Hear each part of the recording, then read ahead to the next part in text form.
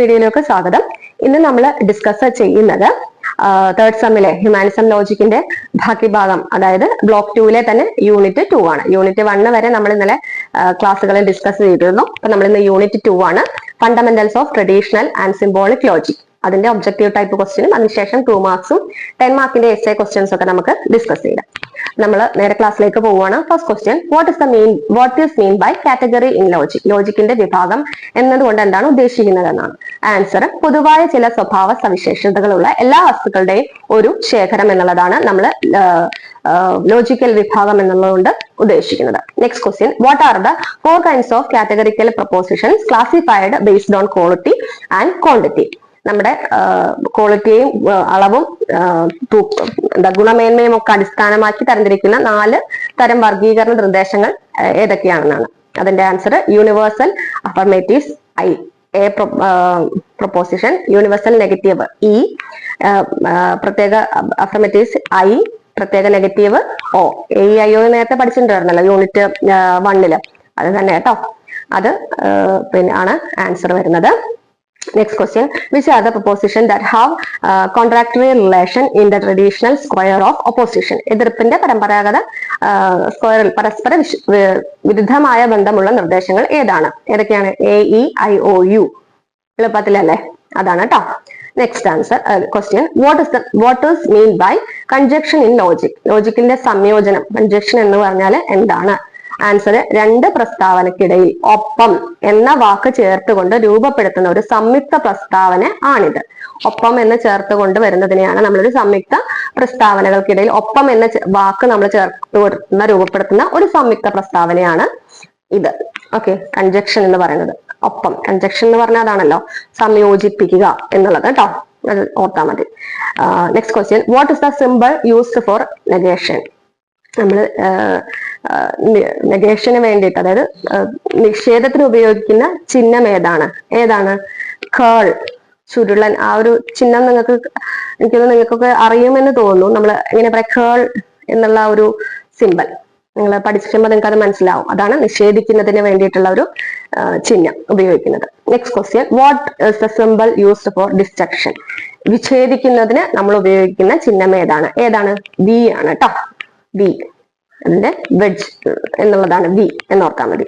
What are the 2 sense in which the destruction is used in logic? Logical വിഭജനം ഉപയോഗിക്കുന്ന 2 ഇന്ദ്രിയങ്ങൾ ഏതൊക്കെയാണത്? First one, ശക്തമായതും, അതായത് എക്സ്ക്ലൂസീവും ഇൻക്ലൂസീവും. അതായത് ശക്തമായതും ഒന്ന് ദുർബലമായതും, 2 എണ്ണമാണുള്ളത് ഡിസ്റ്റിങ്ഷൻ ഉപയോഗിക്കുന്ന. അതായത് 2 എണ്ണം, 2 സെൻസ് ഏതൊക്കെയാണ്? എക്സ്ക്ലൂസീവും ഇൻക്ലൂസീവും.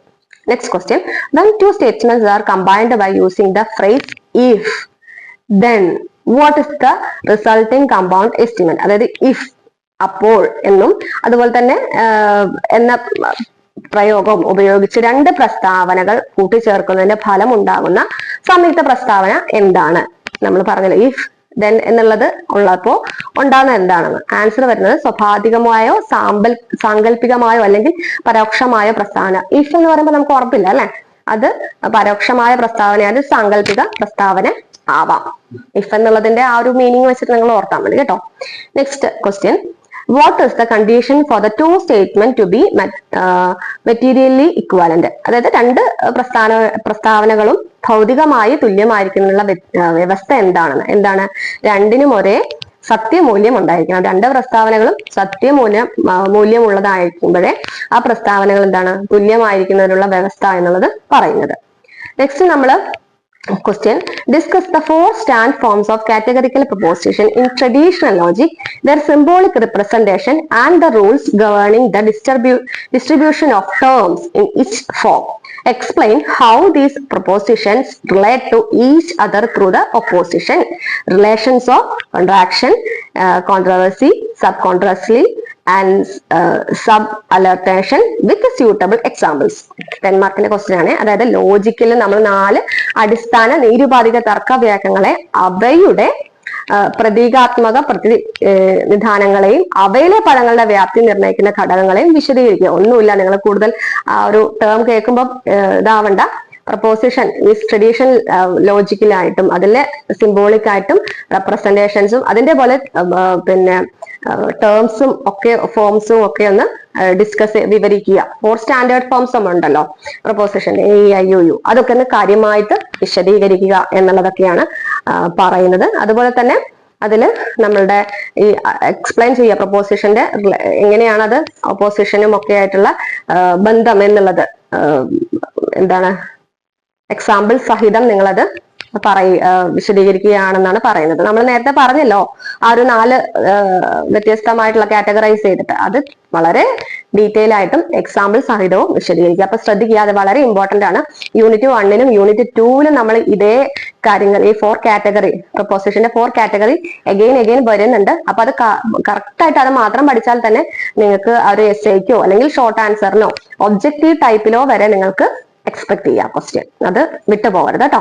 രണ്ടാമത്തെ essay question, explain the logical connective of conjunction, disjunction and the implication with the examples, their symbolic representation and truth condition. അതായത് നമ്മൾ ആൻഡ് ഉപയോഗിച്ച് കണ്ട പ്രസ്താവനകളൊക്കെ അതാണ് ആൻസർ വരുന്നത് കേട്ടോ. നമ്മൾ ലോജിക്കൽ ആയിട്ടുള്ളതും കണക്റ്റീവ്സ് ഓഫ് കൺജക്ഷനും അതുപോലെ തന്നെ ഡിസ്ജങ്ഷനും ഒക്കെ നമ്മൾ അവയുടെ പ്രതിനിധാനങ്ങളുടെ ഉദാഹരണ സഹിതം സിംബോളിക് ആയിട്ടുള്ള റെപ്രസെന്റേഷന്റെ ഇത് വെച്ചിട്ട് അതുപോലെ എക്സാമ്പിൾസ് വെച്ചിട്ട് നമ്മൾ എഴുതുക എന്നുള്ളതാണ്. അതായത് നമ്മളിപ്പോ എങ്ങനെയാണ് കൺജക്ഷൻ എന്താണ്, ഡിസ്ജങ്ഷൻ എന്താണ് എന്നൊക്കെ പറഞ്ഞല്ലോ, അത് ഉദാഹരണ സഹിതം നമ്മൾ അതില് നെഗറ്റീവിന്റെ ഏതാണ് സിമ്പല്, പോസിറ്റീവിന്റെ ഏതാണ് സിമ്പൽ എന്നൊക്കെ മനസ്സിലാക്കിയില്ലേ, അതൊക്കെ നിങ്ങൾക്ക് ഇവിടെ എഴുതാം. 10 മാർക്കിന്റെ ആണ് കേട്ടോ. അപ്പൊ നിങ്ങൾക്ക് അതെല്ലാം ഇവിടെ എന്താണ് എക്സ്ക്ലൂസീവ് എന്നുള്ളതും എന്താണ് അതിന്റെ ഉദാഹരണം, അതിന്റെ അർത്ഥം എന്താണ് എന്നുള്ളതൊക്കെ നിങ്ങൾക്ക് ഇവിടെ വ്യക്തമായി എഴുതാവുന്നത് ആണ്. ആ ഒരു സിമ്പലും കൂടിയൊക്കെ ഇവൻ വിത്ത് സിമ്പിൾസും കൂടി നിങ്ങൾ എഴുതി കഴിഞ്ഞാൽ കുറച്ചുകൂടി നിങ്ങൾക്ക് ആഡ് ഓൺ ചെയ്ത് എഴുതി കഴിഞ്ഞാലേ കുറച്ചുകൂടി ഡീറ്റെയിൽ ആയിട്ട് അതിലേക്ക് വരും. അതൊക്കെ നിങ്ങൾക്ക് ഉൾപ്പെടുത്താം കേട്ടോ. നെക്സ്റ്റ് ഒരു 2 മാർക്സിന്റെ ക്വസ്റ്റ്യൻ ആയിട്ട് വരുന്നത്, discuss the concept of negation in symbolic logic, how is it symbolically represented, provide an example of A negative statement and it is symbolic representation. അതായത് നമ്മൾ സിംബോളിക് ലോജിക്കിലെ എന്താണ് പറയാ നെഗറ്റീവ് ആയിട്ടുള്ള ഒരു ആശയത്തെ എങ്ങനെയാണ് വിവരിക്കുന്നത്, ഇവയെ നമ്മൾ എങ്ങനെയാണ് ചിത്രീകരിക്കുന്നതെന്നും കൂടി ഒരു ഉദാഹരണം കൂടി, നമ്മൾ നെഗറ്റീവ് ആയിട്ടുള്ള ഒരു കാര്യം സ്റ്റേറ്റ്മെന്റ് ആണെന്നുള്ളത് ഒരു ഉദാഹരണ സഹിതം എങ്ങനെ പറയും എന്നുള്ളതാണ്. അതായത് നമ്മൾ നിഷേധകം എന്നുള്ളതിന്റെ ആ ചിഹ്നം എന്താ, ഒരു കേൾ ചുരുള് എന്നുള്ള ചിഹ്നമാണല്ലോ. അപ്പൊ അതാണ് എന്നുള്ളത് ഇവിടെ വെക്കാം. അതുപോലെ തന്നെ ആ പ്രസ്താവന ഒരു ലോജിക്കലി എങ്ങനെയാണത് നെഗറ്റീവ് ആവുന്നതെന്നും അതിനുള്ളൊരു ഉദാഹരണം കൂടി നിങ്ങൾ ഇപ്പം ഉദാഹരണത്തിന് പറയുന്നത് ഇന്ന് മഴയാണ് എന്ന് നമ്മളൊരു പ്രസ്താവനയിൽ പറയുന്നു, ഇന്ന് മഴയല്ല എന്ന് ഒരു നെഗറ്റീവ് പ്രസ്താവന പറയുന്നു. അങ്ങനെ നമുക്ക് വേണമെങ്കിൽ ഒരു ഉദാഹരണമായിട്ട് എഴുതാം. എന്ത് വേണമെങ്കിലും ഉദാഹരണം എഴുതാം കേട്ടോ, റിയൽ ലൈഫിൽ നിന്നുള്ളത്. അപ്പൊ ഇത്രയുമാണ് നമ്മൾ ബ്ലോക്ക് 2-ല് വരുന്ന യൂണിറ്റ് 2-ലെ ആൻസറുകൾ. അപ്പം പ്രത്യേകം ശ്രദ്ധിക്കുക, നമ്മൾ പ്രപ്പോസിഷൻസിന്റെ ആ ഒരു കാറ്റഗറി എന്നുള്ളത് നിങ്ങൾ ഡീറ്റെയിൽ ആയിട്ട് പഠിക്കുക. നമ്മൾ വരുന്ന ഒരു ഷുവർ ക്വസ്റ്റ്യൻ തന്നെയാണ് അത്, പ്രപ്പോസിഷൻസിന്റെ കാറ്റഗറി. ഓക്കെ, മറ്റൊരു വീഡിയോയിലൂടെ കാണുന്നവരെ നന്ദി, നമസ്കാരം.